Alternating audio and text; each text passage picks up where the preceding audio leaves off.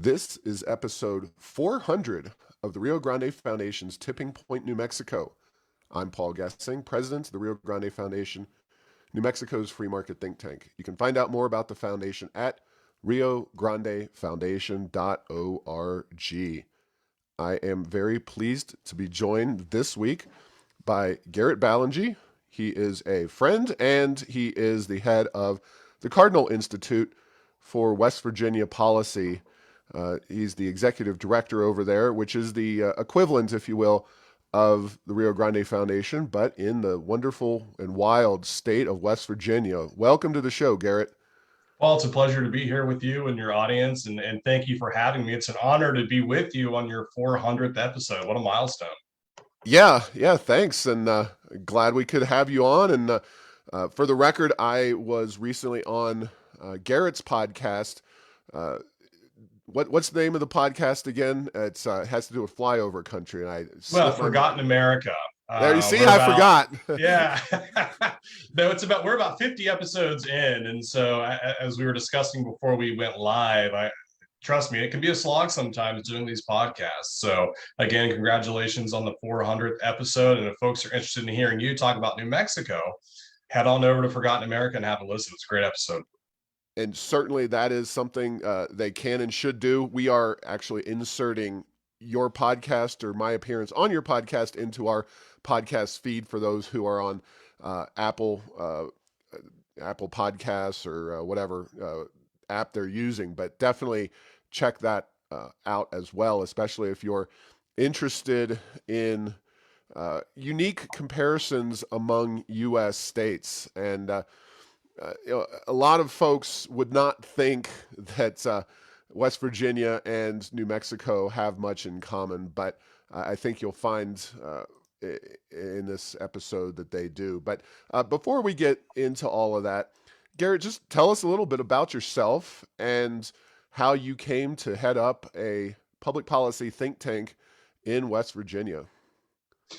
Yeah, well, they don't allow you to major in that in college, so it was a rather circuitous route, we'll say. Where'd you go to college? Undergrad, WVU, West Virginia University, Yep. And then graduate school at Ohio University in Athens, Ohio. So I'm a West Virginia boy, born and raised, but most of my life here, with the exception of graduate school, and I spent 5 or 6 years in the DC metro area working for a large research nonprofit philanthropic organization there. And then Cardinal was founded in 2014, and they were looking to hire their first employee in 2015. Came across the job listing and thought, wow, what an amazing opportunity to go back to my home state of West Virginia and really begin to apply some of the things that I wholeheartedly believe, which is the power of free markets, autonomous individuals, private property rights, and things like that to really begin to turn the state around. So I applied, and through sheer luck, got the job, and I have been here. It'll be 7 years, I believe, in September, which is just absolutely hard for me to imagine. It's been just an absolute blur. That's excellent. And, folks who listen to this podcast may be aware that I grew up in Ohio, in Southwest Ohio, so not really the West Virginia side of Ohio, but I'm a Mac guy as well, although just my undergrad political science major there at Bowling Green State University. They are as well in that conference as your master's was, but of course West Virginia unparalleled in athletic success there. So we won't even venture down that path, West Virginia University. My wife's actually a graduate of West Virginia University. So she's a native of the Eastern Panhandle of West Virginia. So West Virginia, for many reasons, has a lot of, there's a lot of interest there, close to my heart. So unique state. And let's talk about that. West Virginia, like New Mexico, just to start off in a very kind of boring way, if you will, is a state that doesn't necessarily make headlines on a regular basis. It is forgotten. It's flyover country, both states, and half the time we try to make sure that people realize New Mexico is actually part of the United States. It's not some weird province of Mexico that made its way up to the U.S. West Virginia is in the same boat. And just talk about what outsiders don't get about West Virginia? What unique aspects of West Virginia are there that you think people should know about? Yeah, I think whenever I mention the word or the phrase West Virginia, there are certain things that get conjured up, right? So it's certainly not prosperity. It's certainly not sophistication. It's certainly not a reputation for kind of outward collegiality, if you will. Um, it's really everything opposite to that. It's got a reputation for being an economic backwater. It's got a reputation for being relatively hostile to outsiders. It's got a reputation for, I mean, frankly, poverty. And while those things are on the margins true, certainly, and we can get into some statistics and things like that later, West Virginia is a uniquely, I would say, beautiful state. It's the highest average elevation east of the Mississippi. Its nickname is the Mountain State. Some just world-class whitewater rafting and rock climbing and hiking and things like that. Particularly if you, like me, enjoy kind of green, lush landscapes and things like that. West Virginia is really kind of par excellence as far as that goes on the East Coast. Um, it is a state that up until about 7 or 8 years ago was really synonymous with kind of the Democratic Party, which is weird for a lot of people to think about today because today it's seen as this hyper red, hyper conservative state. And that's really not part of its historical narrative. It is a state that over the last couple of years has really undergone some unique transformations, I would say, particularly in the realm of education policy, education reform, labor reforms. Um, and so I think hopefully the future will be brighter than what West Virginia's past is. We always like to say that, there's nothing cosmically preordained about West Virginia's situation. So some of the things that Cardinal is trying to do is really lay the intellectual infrastructure to help that renaissance occur. I'm sure your wife could tell you as much as I could. We love the West Virginia Mountaineers. We love football. There are no professional teams here, just like I believe there is the fact in New Mexico. So we really kind of pour our heart and soul and tribalism into collegiate athletics in some ways. So yeah, it's a little bit of a state of paradox. It's a state of contrast, and hopefully, it's a state of a brighter future. Yeah, so in many ways, you're describing, of course, New Mexico. Mountains, check. A bit of cultural isolation and poverty, check, check. Not the green lush thing. That definitely, there are lusher areas of New Mexico, but we're definitely known as more of a desert climate. No professional sports, and really, we don't have as you do. I mean, what's the biggest city by population in the state of West Virginia? Yeah, so it's unique in West Virginia. It's probably, for my money, the most densely rugged state. And so as a result, what you have, it's really difficult for urban areas to really grow outside of the natural geographic limits. And so the largest city is Charleston, West Virginia, the state capital. It's not even 50,000, Paul. I think at its max population, it was around 90,000 in 1950. I always contend that the more accurate way to just get a feel of the population of an area in West Virginia and particularly broader Appalachia is kind of a metro population. So if you come to Charleston, there are high rises ish here, but it feels much more densely compacted than what you would expect for a city of 48,000. So I always say if you want to get a more accurate feel for the size of a place in Appalachia, look at the metro population. And the metro population of Charleston, I believe, is right around 230,000, down from a high of around 330,000. So the second largest city is Huntington. It's about 47,000. So that's about as big as you're going to get in West Virginia.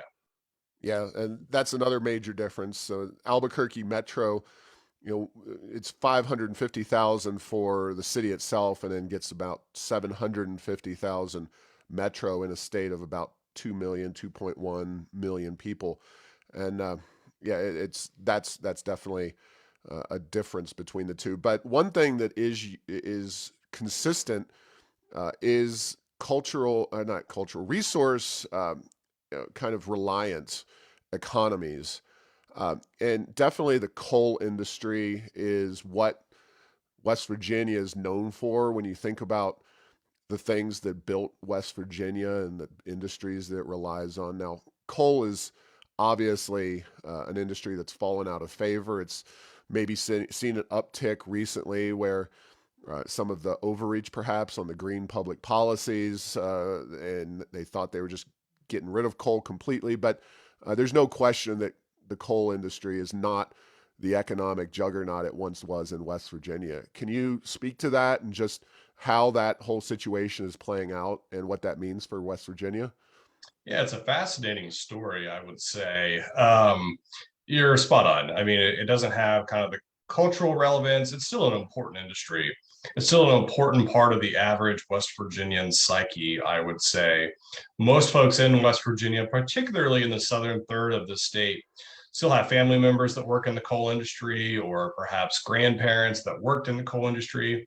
And so, really, you're probably only ever 2 degrees separated from some sort of connection to that industry in most cases. Really since the 80s, it started to decline in economic influence, and political influence, and cultural influence. It's still among the dominant players, but it's certainly no longer the preeminent force that it was.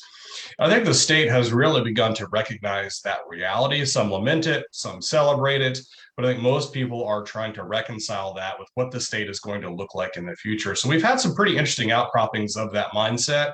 For example, this most recent legislative session, they just made it legal. They made it constitutional for West Virginia to have nuclear power generation. I believe that was put in our Constitution in the 1970s. I'm sure, I don't know the history. I'm sure it was some sort of subset of crony capitalism. I'm sure the coal industry guys got together and lobbied the legislature and said, "Hey, let's go ahead and outlaw this stuff. We don't need it here in West Virginia. We have coal for centuries." So this year they just voted to remove that. We just announced, I believe it was 2 weeks ago, the largest solar investment in the state's history is going to happen at a reclaimed mining site in southern West Virginia, which of course, all of these things bring their own set of debate and consternation and things like that. But the fact of the matter is, West Virginia is turning away from coal and trying to diversify not only its economy in general, I would say, but also its energy economy, which is going to be a very interesting thing to see unfold over the next 10 to 20 years. Yeah, and that's another big difference between New Mexico and West Virginia. We are a resource based economy, but the resources that we have in New Mexico are very much still driving the U.S. economy in ways that coal is not, and theoretically should be. And this is getting to the core of the Rio Grande Foundation's entire mission, with oil and gas. And you probably are not aware. I think maybe we talked about this, but New Mexico is the second leading producer of oil, and it's been skyrocketing in terms of production in the state of New Mexico. We have an opportunity really in this state to catapult ourselves into really being a top-notch state if we use those oil and gas revenues to full effect. But so far, that has not been the case. While West Virginia, I think, is moving in the right direction, I want to talk about this in a few minutes with regard to their policies. The coal industry is definitely not going to be your vehicle into the 21st century economic. Yeah, I would say even among fossil fuels or kind of extractive industries, to use kind of the leftist phraseology on that, coal is probably going to be number two very shortly, but not already is. This may be surprising to some people, but West Virginia has a very rich deposits of natural gas, the Marcellus Shale, the Utica Shale, particularly in the northern half of West Virginia. We've seen an immense amount of growth in that industry up there. And so between natural gas and nuclear, and then coal obviously going to continue to be a major player, it's going to be a very unique situation here. So I'm sort of eagerly anticipating what it's going to look like. So do you have a finger on what is next for West Virginia? What are the industries that are really going to drive your state and the economy? That's a great question. I have no idea. I'm not really in the prognostication business. I think like a lot of conservative leading states, there's an intense amount of focus on manufacturing. We've had some interesting manufacturing announcements here over the last few months. everything from steel production. Nucor, which is a huge company out of North Carolina, just announced they're going to do I believe, a $1 or $2 billion investment in one of the more rural parts of West Virginia in creating a massive facility. We've had some next gen manufacturing announcements. There's a concrete manufacturer that has some sort of new chemical process for manufacturing cheap, quick concrete, has announced they're going to move here. A couple of years ago, Virgin Hyperloop announced a testing facility in West Virginia. It seems like that's on pause, so I'm not sure if that's really going to ever come to fruition. Hold on, is that Richard Branson involved with that? Yeah, it was. Yeah, he was on CNBC talking about how much of a beautiful thing this was going to be for West Virginia. WVU was involved. A lot of the heavy hitters here were involved. And like a lot of these kind of snazzy kind of ribbon cutting ceremonies, we've not seen anything come out of that. So we'll see. But I do think there's an immense amount of political focus on getting manufacturing located to West Virginia for good reason. I mean, it's low cost of living here. You have access to, with I think 40% of the country's population within a day's drive. You have the Ohio River on one side of the state, which is a major inland shipping transportation. You've got major cities all around West Virginia: Pittsburgh, Charlotte, DC, Columbus, Cincinnati, Louisville, Lexington. All of these are within just 2 or 3 hours drive, depending on where you are in West Virginia. May surprise some of your listeners. And so you can understand why manufacturing is a really kind of sexy thing for politicians to latch onto. So we'll see. That's certainly front of mind here. And just on that note, your state did go right to work in the not too distant past, correct? It did, yeah, which was shocking. I believe we became the 26th right to work state back in 2016. Now, because there are still some of the political specters of the past, will say that law didn't actually come into fruition until I believe 2020. It was tied up in our legal process. The court system here was still very much, I think, beholden to at least a mindset that was pro-union, an anti-business, anti-job creator. So we're still kind of working out some of those kinks, still kind of shaking off some of the rust, if you will, on some of that. So it's been officially a right to work state for about 2 years now, despite, again, it being passed back in 2016.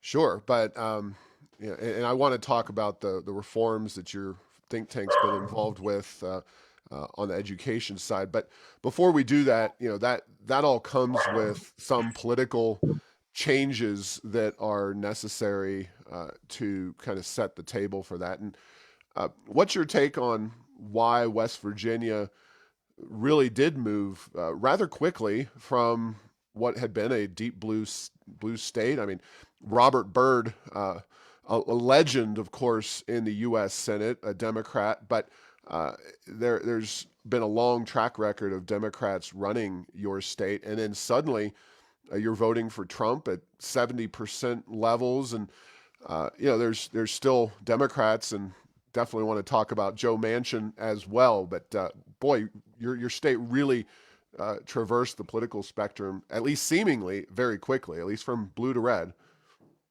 Yeah, I think a lot of that. Now, there are a ton of theories on this, and I think to some extent these political pendulum swings are like bankruptcy, right? It happens gradually at first and then all at once. And I think really what the tipping point was here in West Virginia was a couple things. One is, I think a lot of people here really felt targeted by some of the policies that the Democrat presidential administrations, particularly the Obama administration, were at least rhetorically saying they were going to do. They're going to kill the coal industry. They're going to put coal miners out of work. And I think that really resonated here in a negative way amongst a lot of people. So I think a lot of people started to view the Democratic Party no longer as kind of the friend of unions or the friend of the working man, or kind of the JFK style Democrat Party, and really more of the kind of progressive coastal elite, throw in your buzzwords here, kind of the cultural elitist that was manifesting in a policy prescriptive type of way. So I think that was kind of the catalyst in a lot of voting patterns. The state didn't flip legislatively, so from a state legislature perspective, to red until 2014, which was the first time it was conservatively dominated in 83 or 84 years. So there's a little bit of a lagging indicator there. Is still elected a Democrat governor in 2016, Governor Jim Justice, who did eventually switch parties to Republican at a President Trump rally in Huntington, West Virginia, the city I'd mentioned earlier. And so there were still some echoes of Democrat favorability, I would say, up until the last couple of years. We've really seen that pendulum swing hard into the conservative direction, or at least the Republican direction. I'll be very clear, not always conservative, but in the Republican direction over the last couple of years. So it's been interesting.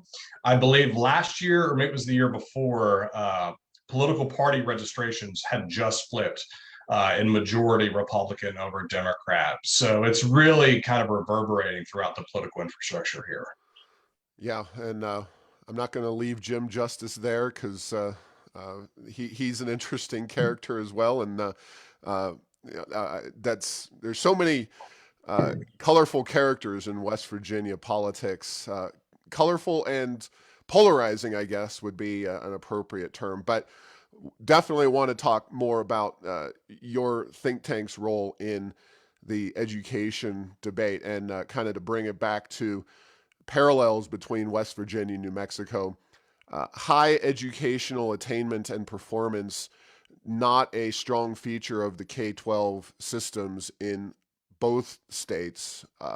But you all recently made a big push, and successfully, I might add, for some really groundbreaking school choice in the form of what we would call education savings accounts. I don't know if you have a specific name for them up there, but can you talk about that and the successful battle? But of course, I assume there's some tie-ups in the courts, and where do things stand?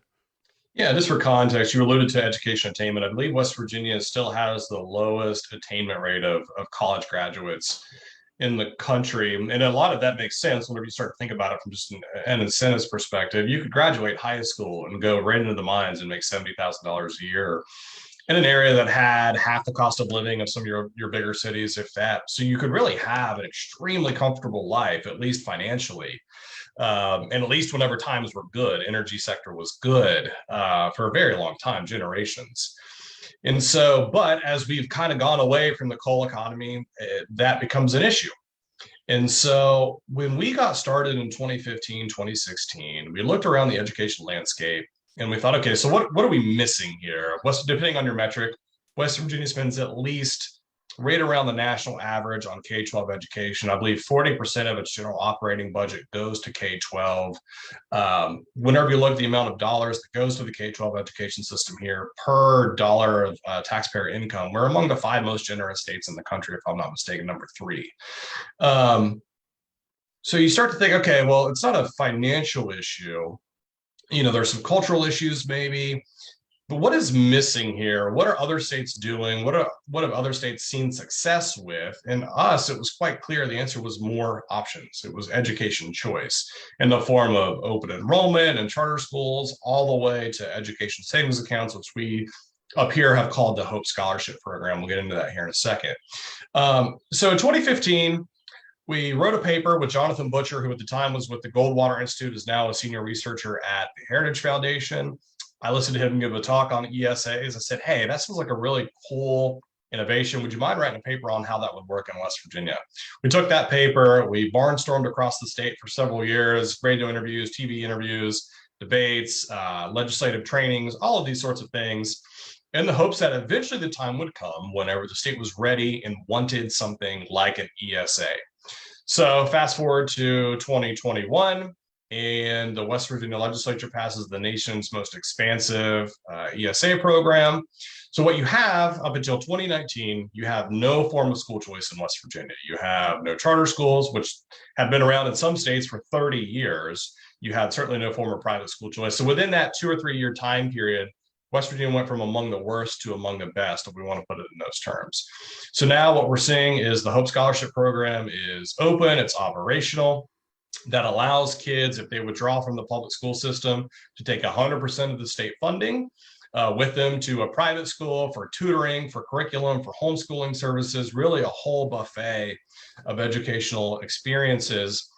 And when I said it's the nation's most expansive, it's because 93% of the kids in West Virginia are eligible for this. If you look at other ESA programs, they tend to be limited to income or special needs or military families or something like this. Here in West Virginia, we wanted to really go big. If we were going to do this, if we were going to go through the political fight, the political, I mean, the battles over school choice are nasty. So if we're going to go through that, let's go ahead and try to reach up to the sky and grab the North Star, if you will. And that's exactly what we did. So the portal for the Hope Scholarship has been open since March 15th. Over 2,000 kids have already been approved for the program. The charter schools are anticipating 2,000 kids combined enrollment, the first 4 or 5 charter schools that are opening up here in West Virginia. So already we have about 4 or 5,000 kids that are going to be taking advantage of the first year of school choice here in West Virginia. Just for context, there are about 255,000 kids in public schools in West Virginia. So I think we're really on the bleeding edge of something special here. So you said that portal's been open since March. That's 2022, right? So this Yes, program is March 15, 2022 was the first year that you could apply for Hope. very much in its infancy. Now, normally you get a bunch of court challenges out of the unions. Did that not happen in West Virginia? Did it happen and they were quickly resolved? What It's was the deal still there? it's like the court process just about everywhere. These things are very slow. They take a lot of time. But yes, there has been a lawsuit filed against charter schools in West Virginia challenging the constitutionality of the program, and then also there's a lawsuit filed against the Hope Scholarship program. So what you see, I think that what the unions are doing, just generally opponents of education choice, the writing is somewhat on the wall. I think legislatively, you're seeing more and bigger victories occurring, or at least more attempts at infusing states with education choice. So I think the unions are shifting strategies somewhat to a couple of different things. One, trying to get union-friendly Republicans to run in primaries, and then also making sure on the back end that the legal strategy is there and ready to go when and if these programs do pass. So we're working our way through it. We feel very optimistic about each lawsuit. I think they're both various degrees of frivolous. Of course, I am somewhat biased, but I think if you talk to folks that know the legal issues around charter schools and things like ESAs, everyone is fairly confident, but the judicial process is fickle. So fingers are crossed, but that's where we are. Well, let me be the 50,000th person to congratulate you. I know your efforts have been noticed by the State Policy Network community of all the think tanks and nationwide, and it's a great success. And we're really going to be watching and hoping that New Mexico can do something similar to what West Virginia has done. Of course, we'll be right there comparing as West Virginia students have access to this program, and for the duration until New Mexicans are allowed the same, we'll be tracking the performance of your students and how they grow and succeed. Whereas New Mexico probably will not be in the same boat, unfortunately. So definitely, we'll be watching and wishing you the best. Well, it's interesting, and I appreciate those sentiments. I think it's important too, whenever you think of, as we were talking about West Virginia's history and things like that, although we've seen the influence of kind of private sector unions, particularly in the blue collar fields, wane a little bit. Seems like some of that power has transferred to public sector unions, particularly in the form of teachers unions here in West Virginia. And so that was actually a very formidable foe whenever you're dealing with issues around school choice. And, if your listeners and viewers are familiar with the school choice battle, this is not a surprise to them.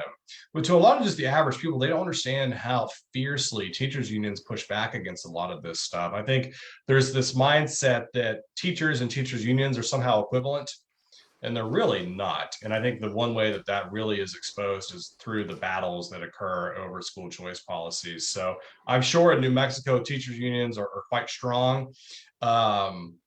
It's just something to watch out whenever you're engaging in this fight. Oh, absolutely. Yeah. Very, very strong and very formidable and well connected opponents. Well, one of the things that West Virginia and New Mexico share in common to an extent is relatively slow population growth. And it all depends on geographical area. I mean, most people just say New Mexico has superior weather, probably some of the best weather of any state in the entire country, uh, and that helps us stay above water. But when you look at the population growth between Arizona, New Mexico, and Texas, even, and Colorado, we're left in the dust. Now, West Virginia had been losing population for some time, but I've got some friends out in the Eastern Panhandle, kind of refugees from the DC area, Jim Rice and Jenny Rice. So I'll give them a quick shout out. But that the Eastern Panhandle is really growing fast. You say that you had a tweet, I believe, or a Facebook post saying West Virginia for the first time in many years was not losing population. Is it just because the DC suburbs are extending? Is there something going on, where you're seeing signs of life throughout the state? Talk about that population, because I know that's a big concern for West Virginia. Yeah, it's probably the primary concern for the state. So West Virginia today is smaller in population than it was in 1950. And if you think Wow. about that, the United States population has, I believe, tripled since then. So West Virginia in 1950 had a population right around 2.1 million. Today it's 1.78 million. And so it's really seen, and I believe every census it's gotten smaller and smaller and smaller.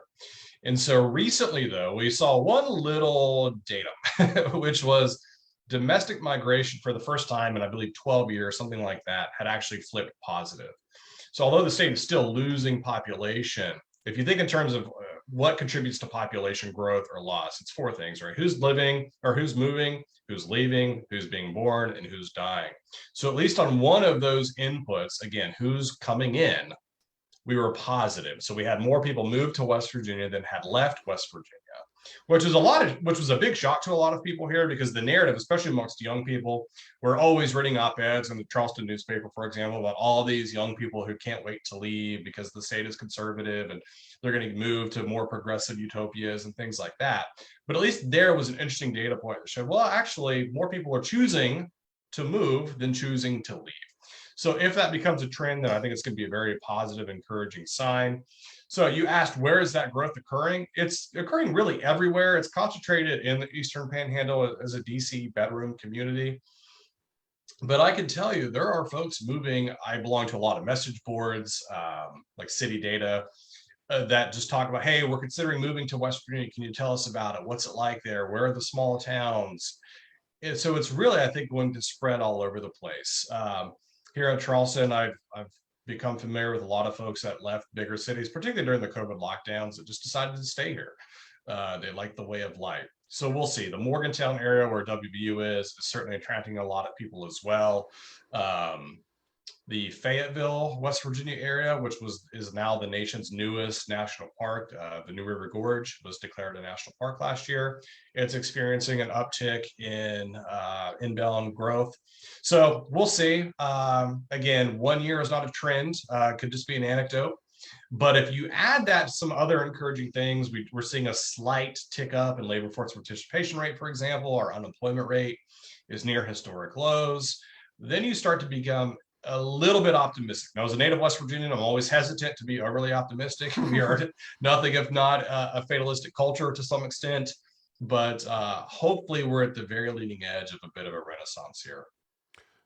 Yeah, certainly hope so. And yeah, people who are not familiar with the geography of the area may be surprised to know that, if it wasn't for DC traffic, it would really be maybe an hour commute into the city proper from the Eastern Panhandle. And then there's of course, a lot of jobs and economic opportunities there in kind of the western suburbs of the DC area that are pretty accessible to that Eastern Panhandle. So that's certainly to your benefit, but whether that's a sustainable way to generate population growth in the long term and for the rest of the state, that's an open question, and we'll see how things go. But all right, West Virginia has some unique and interesting characters in office, and no one is more uh, pivotal in this country right now than one Senator Joe Manchin. Uh, I don't know, because you are a state level guy, how closely you've worked with him or know the guy, but I just want to get your take as a West Virginian. What is Joe Manchin all about, and how do you see him working out? You think he can get reelected in a state that's going more conservative? Just talk about that for a minute. Yeah, that's I've been asked that question a lot over the last probably 6 to 8 months, and it's always I always feel like I have an unsatisfying answer. I have no idea. I grew up with Joe Manchin. I'm 34 years old. The Manchin family has been synonymous in West Virginia politics since basically I can remember. He was the governor at one point. A lot of members of his family have been prominent in state level politics. So the Manchin name here is pretty much ubiquitous. It's a political dynasty. Everybody's familiar with it. It was kind of a good old West Virginia Democrat. I mean, not a hardcore progressive, certainly not conservative to any extent to the imagination. Um, you had a lot of kind of just traditional Republicans, always a little bit leery of Joe Manchin, just because you really never knew kind of where he stood on issues. And so, kind of which way the wind was blowing, that's kind of where Joe Manchin would go. And I think to some extent that reflected the politics of the state, culturally conservative, but perhaps social or kind of fiscally liberal. And certainly its attitude towards government were more on the big government side of things. And I think what you saw was Joe Manchin kind of reflecting that. And so over the last year, his sort of apotheosis, if you will, into kind of the grand man of the Senate, and really folks here view Manchin as a kind of a stalwart against the United States going over into some socialist kind of totalitarian regime. This is how people, I think, actually feel about Manchin here. I saw a graph on Twitter yesterday, or perhaps the day before. It was mapping increases or decreases in favorability amongst folks in the Senate over the last year. Joe Manchin had experienced the largest increase in favorability amongst his constituents of any senator in the country. And so I think there is little doubt that Manchin would be reelected in a landslide. I think folks here, although he has a D after his name, there's not this historical antipathy towards Democrats in a place like West Virginia that you would expect. I mean, most everyone here has voted for Democrats at some point in their life. And so that doesn't really give people cause for concern. So they look at his opposition, things like Build Back Better, towards another COVID relief package, towards really just government spending in general. And I think a lot of people are proud to have Joe Manchin as their representative. And I think a lot of people are kind of surprised to say that on both sides of the aisle. Yeah, of course, court packing and a whole number of other kind of hard left progressive issues that have been Filibuster. pushed. Yep. Yeah, so some big things that Joe Manchin and Kirsten Sinema, of course, from Arizona, have stood against tremendous pressure. And yeah, he's not somebody that had a tremendously high profile among people outside of West Virginia until recently. But boy, he's been a pivotal figure and someone that whether you agree with him or disagree with him, you've got to respect. He's representing the constituency of his state, which, like I said, something on the order of 70% for Donald Trump in 2016. Now, another character, and I've just got to give everybody a recommendation. If you want a hilarious video, go to YouTube and Google Jim Justice dog. And that is your governor. You alluded to him earlier when you mentioned that he flipped from Democrat to Republican, but it kind of is tied into the whole Manchin thing because what's her name? Bette Midler and a lot of Hollywood people really came after Joe Manchin. And in his State of the State address, Jim Justice, and it's a short minute or two video where his lovely bulldog made an appearance in Jim Justice's did in this State of the State address. But I'll just leave it for folks to check that out on YouTube themselves. But Jim Justice, he obviously he signed your bill on education. Is this guy just a kind of a going with the flow kind of person, or is he really somebody who's leading West Virginia into the future? Yeah, so that's a great question. I don't think this is a man who has read Hayek or Tom Sowell or Edmund Burke or folks like that, right? So He's no if you're Mike thinking, Tyson in that case, right?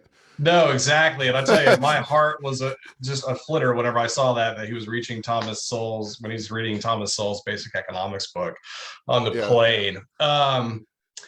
So, just to kind of set this up, I guess. So, Jim Justice is, by most accounts, the richest man in West Virginia. He owns the Greenbrier Hotel, which is a legendary historical resort in what's called the Greenbrier Valley of West Virginia, just a beautiful area of the state. It's a five-star resort. Presidents have been there.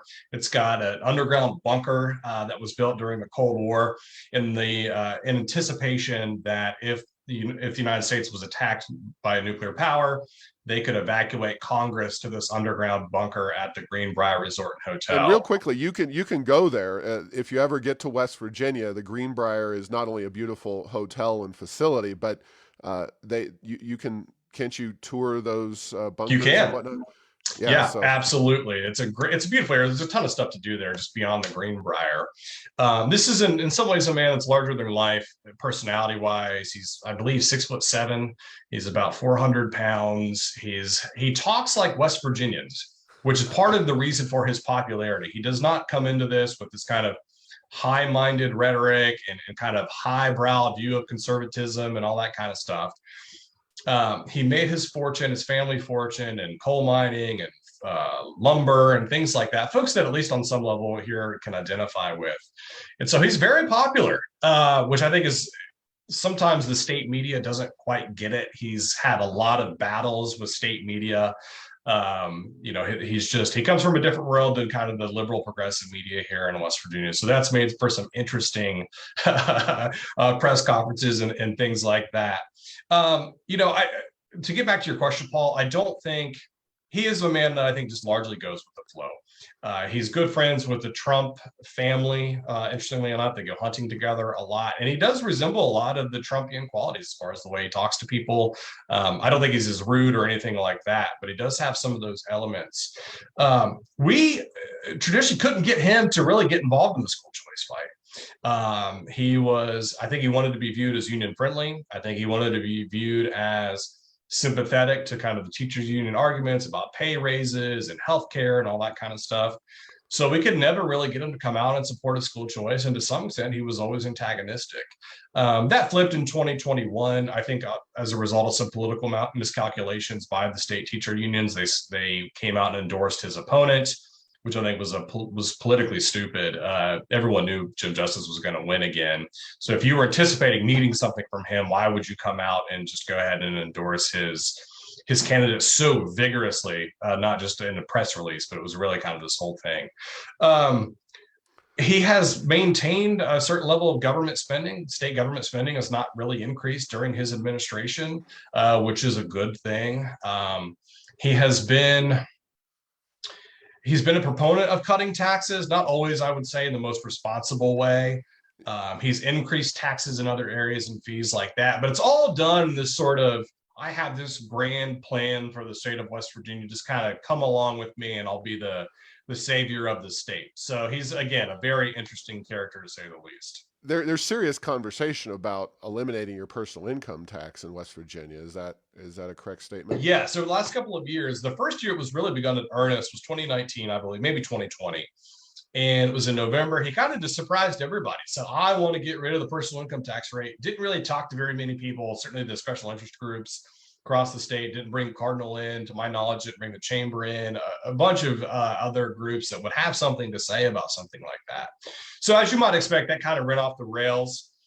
He had competing plans with the Senate and the House, which, as you know quite well, Paul, you never want to have kind of that big of a plan at complete loggerheads with your own party. And that's what ended up happening. I believe 40% of our state budget comes from the income tax, so it's quite a lift. And so I believe that he wanted to eliminate that over a couple of years, and he just couldn't gin up the political will to do that. Well, again, I just had to make sure people check out that video. I think Well, he's. can I give you another story really quick? Oh, sure, yeah, There was sort go of a ahead. collective groan out of the state of West Virginia when this happened. So there's this big budget fight between the legislature, the Republican legislature, and Jim Justice, who again was a Republican, so it's kind of a unique dynamic. So he calls this big press conference inside the rotunda of the state capitol, which beautiful rotunda, by the way. If any of your viewers or listeners want to just Google search West Virginia State Capitol, it's a beautiful place. So the legislature sends him a budget that has a lot of cuts in it that really, again, is at loggerheads with what he was wanting to do. So he wheels out this beautiful silver platter, Paul, and everyone is kind of like, what in the world is going to happen here? Again, wild card of the man, right? So he says, well, I just called everybody here today in his very Appalachian accent, kind of folksy manner. And he said, I just wanted to let everybody know how I feel about the budget that was just sent to me by the legislature. And he lists up this beautiful silver platter, and it is a big old cow manure. Oh, It is a giant cow patty in the state capitol on this nice silver platter. And you can almost feel the collective groan emanating outside of the borders of West Virginia. It obviously ticked a lot of people off. A lot of people felt like it was disrespectful of the institution, kind of legislative process or whatever. But this is the kind of man that folks have been dealing with here in some ways. And I have to be honest, Paul, a lot of people love it. oh Just yeah. Google Well, search Jim Justice cow patty. all right. Well, Jim Justice and Dog also excellent. Check out those on YouTube and yeah. I mean, those kinds of things. Certainly, Donald Trump was a bit of a showman, and if Justice is kind of that Trumpian figure in West Virginia, it only makes sense. So, thank you very much for your time, Garrett. Folks, go to Cardinal Institute. You can find, what's the website for the Cardinal Institute again? CardinalInstitute.com. All right. And thanks for all you're doing up there to improve your state. And hopefully we'll catch up to you in some of these policy areas in the not too distant future here in New Mexico. Would love Thanks to for see listening it. to this week's episode. Find all episodes at tippingpointnm.com or at the Rio Grande Foundation's YouTube and Rumble channels. Subscribe to this show at Apple, Stitcher, or have your Google Home play Tipping Point New Mexico. Thanks to Path 3 Marketing for producing this show.